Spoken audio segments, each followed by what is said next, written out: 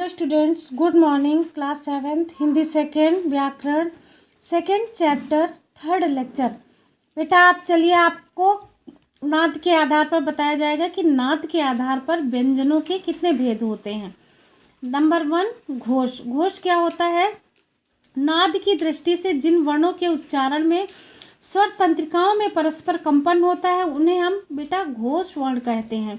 तो इनका उच्चारण करते समय यदि गले पर हाथ रखा जाए तो हमें कंपन महसूस होने लगता है, तो उसको हम क्या कहते हैं? घोष कहते हैं। जैसे ग, घ, ड, ज, झ, ञ, ड, ढ, ये सारे शब्द क्या हैं? ये इसके अतिरिक्त सभी व्यंजन वर्ण भी ये सब घोष हैं। अब अघोष क्या होता है? अघोष होता है जिन ध्वनियों के उच्चारण में स्वर तंत्रिकाओं में कंपन नहीं होता उन्हें हम अघोष वर्ण कहते हैं। तो अघोष व्यंजन इस प्रकार है। ये बेटा सारे जो दिए गए हैं ये अघोष व्यंजन के अंतर्गत आते हैं। अब जैसे कुछ विशेष होते हैं उर्दू फारसी शब्दों के शुद्ध उच्चारण की दृष्टि से कुछ वर्णों के नीचे हम बिंदु लगाकर क ख ग ये बना लेते सब। ठीक है, ये लिखने का प्रचलन है। जैसे कयामत, खराब, गैरत, फौरन।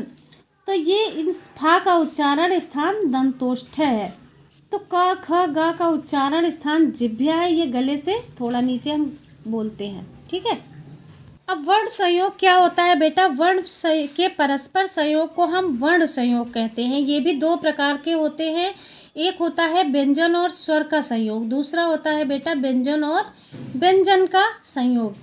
अब व्यंजन और स्वर का जो संयोग होता है तो स्वर के सहयोग के बिना किसी भी व्यंजन का उच्चारण नहीं हो सकता, लेकिन हम उसको लिख सकते हैं। तो संयोग, स्वर के संयोग के बिना व्यंजन को हम हलंत कहते हैं। जैसे क हलंत, आ ये क्या है? ये का प्लस ए, तो ये मिलके क्या बन गया? के बन गया। इसमें बेटा हलंत लग जाता है, ये क्या बन गया? ए बन गया। तो का प्लस ओ ये क्या बन गया? को बन गया।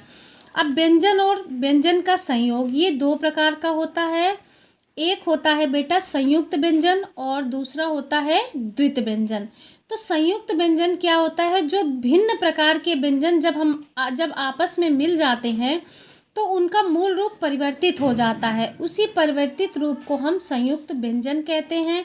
जैसे ता प्लस रा, ये इसका रूप बदल गया, ये क्या बन गया बेटा? त्रा बन गया। दा प्लस या, इसका रूप बदल गया, ये क्या बन गया बेटा? ढा बन गया। तो शा प्लस रा, ये इसका रूप बदल गया, ये स्रा बन गया। तो व्यंजन रा के 3 रूप प्रचलित हैं और ये 11 होते हैं। जब रा व्यंजन किसी अन्य व्यंजन से जब मिलता है तो उसका रूप ऐसे हो जाता है ये, और वो अपने साथ जुड़ने वाले अगले वर्ण के ऊपर लग जाता है। जैसे रा प्लस का, तो ये क्या बन गया? ये का बन गया। ये का के ऊपर सिर पे लग गया रा। रा प्लस या, ये या बन गया आर्य। रा प्लस चा, ये चा के ऊपर रा लग गया बेटा, चर्च बन गया। अब देखिए आगे, जब किसी आधे व्यंजन में हम पूरा रा लगा देते हैं तो उसके 2 रूप हो जाते हैं। और गा प्लस रा, तो ये क्या बन गया? गा। इसके नीचे बेटा ये क्या लग गया? रा लग गया, आधा व्यंजन लग गया, तो ये क्या बन गया? ग्राम। टा प्लस रा, तो ये टा के नीचे रा लग गया, ट्राम। डा प्लस रा, ये ड्रम। ठीक है। अब द्वित व्यंजन देखिए, द्वित व्यंजन क्या होता है? जब एक जैसे 2 व्यंजन आपस में मिल जाते हैं बेटा तो उन्हें हम द्वित व्यंजन कहते हैं। जैसे का प्लस का, तो ये आधा का हो गया, ये पूरा का हो गया। अब पक्का, तो ता प्लस ता, तो ये क्या हो गया? सत्ता। चा प्लस चा, आधा चा और पूरा चा मिला के बेटा क्या बन गया? बच्चा। संयोग, 2 व्यंजनों के मिलने पर द्वित जहाँ नहीं होता है वहाँ संयोग होता है। जैसे गा प्लस घा, तो ये आधा गा और पूरा घा। ठीक है। लकड़ बग्घा। चा प्लस छा, इसके नीचे हलंत लगा हुआ है, तो आधा चा छा, मच्छर। ता के नीचे बेटा देखिए हलंत लगा हुआ है, ता प्लस था।